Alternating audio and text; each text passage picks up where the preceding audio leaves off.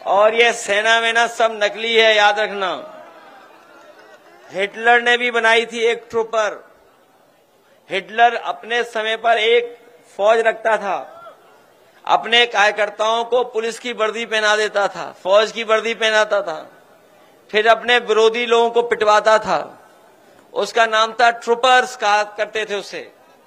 ये बीजेपी वालों की ये ट्रूपर है, ये जो सेना दिखाई दे रही है, ये कोई सेना वेना नहीं है, सब बीजेपी वाले लोग हैं, सब बीजेपी वाले हैं। उनके चेहरे मिला लो, गांव मिला लो, वोट निकाल लो, सब बीजेपी वाले निकलेंगे, कोई नहीं निकलेगा।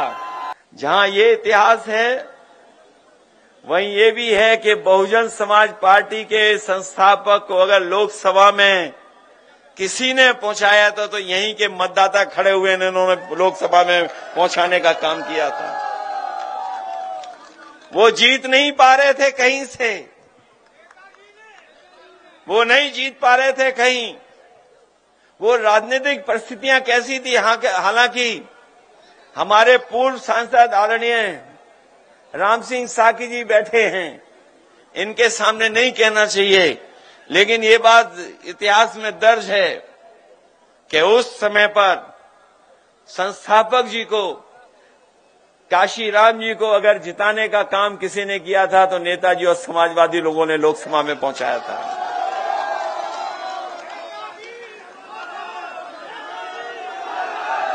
ये भी एक इटावा और औरिया का इतिहास है, जहां पर डाकू होते थे, जाने क्या क्या इतिहास था वहां पर। आजकल कौन है?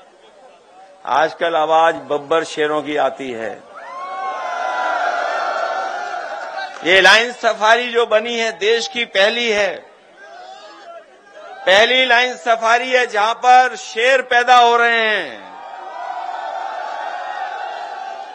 जहां पर कभी डाकू बनते थे लोग, डाकू बनते थे, वहां पर आजकल शेर पैदा हो रहे हैं। और अभी सुनने में आया 1 महीना हुआ नहीं है, 3 शेर और पैदा हो गए वहां पर। जब गोरखपुर वालों को शेर चाहिए था, गोरखपुर वालों को शेर चाहिए था, तो हमारे पत्रकार साथी जानते होंगे, शेरों को किसी ने खाना खिलाया तो इटावा वालों ने खाना खिलाया था। वही शेर गए हैं गोरखपुर, और वो गोरखपुर वाले ऐसे हैं कि वो शेर को खुले में नहीं रख सकते हैं। जो गोरखपुर वाले हैं वो शेर को खुले में नहीं रख पा रहे हैं, पिंजड़े में बंद कर रखा है। लेकिन हमारी इटावा की लाइन सफारी ऐसी है जहां पिंजड़ों में नहीं रखना है, शेरों को खुले में छोड़ना है। इसलिए एक ये भी इतिहास है। इसलिए मैं आप सबसे कहना चाहता हूं कि बाबा साहब भीमराव अंबेडकर जी की आज प्रतिमा लगा करके हम लोगों को उस विचारधारा से जोड़ करके हमारे सांसद और उनके साथियों ने बहुत बड़ा काम किया है। क्योंकि बाबा साहब भीमराव अंबेडकर जी का अगर इतिहास पढ़ते होंगे हम और आप, तो उनसे बड़ा स्कॉलर, उनसे बड़ा इकोनॉमिस्ट, उनसे बड़ा सोशल रिफॉर्मर, समाज सुधारक, अर्थशास्त्री और अधिवक्ता और इतना जानकार कोई नहीं रहा। इसीलिए वो संविधान सभा के अध्यक्ष बने। न केवल वो संविधान सभा के अध्यक्ष बने, जिस समय वो बने हैं इसीलिए बनाया गया था कि उनके बनने से सबसे अच्छा हमारा संविधान बनेगा। और उन्हीं का योगदान है कि आज हमें दुनिया का सबसे शानदार संविधान मिला है। वो संविधान इसलिए भी बनाने में कामयाब हुए क्योंकि उन्होंने जीवन भर भेदभाव देखा था, बचपन से लेकर के, और पूरी उम्र उन्होंने भेदभाव देखा। उनके बारे में जिन्होंने पढ़ा होगा वो जानते होंगे कि जब स्कूल की कक्षा में जाते थे उस समय भी उन्हें भेदभाव का सामना करना पड़ता था। अगर तालाब जहां पर जानवर पानी पी सकते थे वहां पर भी पानी अलाउ नहीं था, लेने नहीं जा सकते थे। इतना बड़ा भेदभाव था।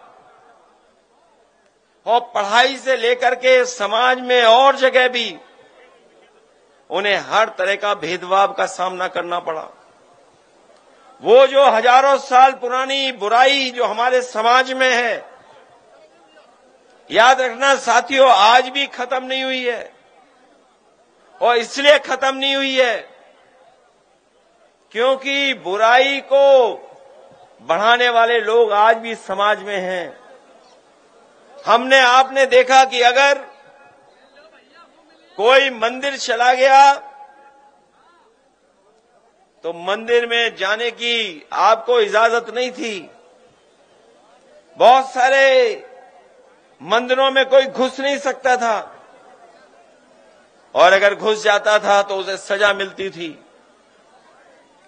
न केवल सजा बल्कि दूसरी भावना से भी देखा जाता था। इस तरीके से आदमी को आदमी से इस तरह की घृणा करना दुनिया में कहीं नहीं देखा जाता है, केवल हमारे देश में देखा जाता है। मुझे याद है कि पिछले चुनाव में जब मैं एक मंदिर में गया और मंदिर के दर्शन कर करके जब हम लोग लौटे तो बाद में पता लगा कि भारतीय जनता पार्टी के लोगों ने उसे गंगा जल से मंदिर धुलवाया था मंदिर, जबकि वहां के पंडित जी मना कर रहे थे कि मत धोइए, ये कोई पहली बार नहीं आ रहे हैं। लेकिन भारतीय जनता पार्टी के लोगों ने मंदिर धोया। आपने अखबारों में खबरें भी पढ़ते होंगे कि एक जज साहब जब कुर्सी पर बैठे तो उन्होंने कुर्सी को गंगा जल से धुलवाया। इस तरह का भेदभाव आज भी हमें देखने को मिलता है। जिस मुख्यमंत्री आवास में न जाने कितने लोग रहे, जिस समय मायावती जी उस मुख्यमंत्री आवास में रहते थे, और जब मैं उस मुख्यमंत्री आवास में गया तो हम लोगों ने कभी गंगा जल से नहीं धुलवाया।